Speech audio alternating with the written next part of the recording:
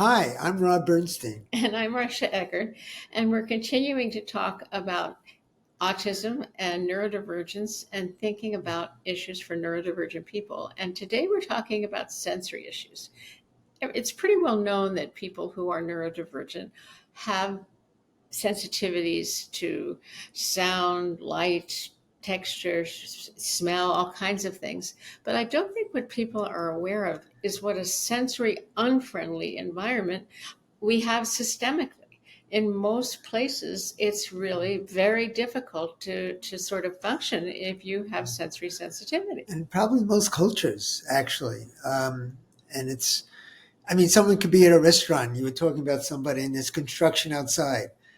Like, it's so what to the, neurotypical population. And it could be devastating for a person who has that kind of sensory sensitivity. Right, and somebody who has sensory sensitivity is sometimes feels like they're being treated like a drama queen. Like, what is your problem? Why is it your problem?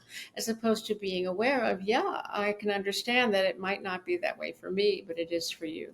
One example is noise, which we've been talking about. Another is fluorescent lights. I mean, those flickering lights, they bother a lot of people. Yet, for some reason, they're the norm in classroom. They're the norm in offices. And they're just so difficult.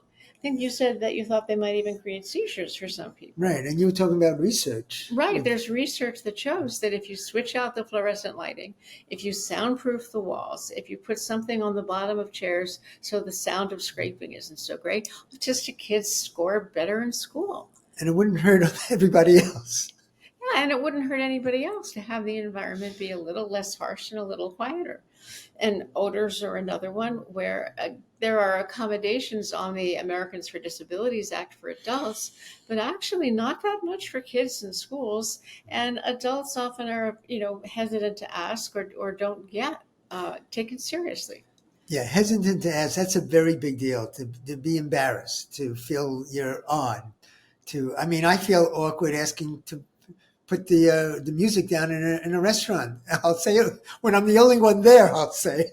So it's let me give you one example of a client of mine who wears a shirt like a size or two larger, and he just cannot wear a shirt with a collar. He just can't. He'll have to, and he lost 2 jobs because of it. Someone had a dress code, and I wish he had somebody like myself or somebody else to advocate for him, because him advocating for himself just didn't work. It was a dress code and that was it. So we basically have 3 points.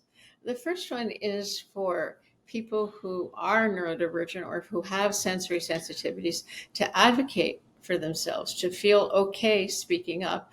The second is for people to listen to them and not say, oh, you're exaggerating, you want everyone to pay attention to you, whatever, but to take it seriously. If someone says it's too bright, it's too loud, it's too smelly, take them seriously. And the third is just systemically, when we're building things, when we're creating things, let's be a little bit more mindful. We talk about mindfulness. Well, let's be mindful of the sensory environment and try to create one that's more friendly for more people.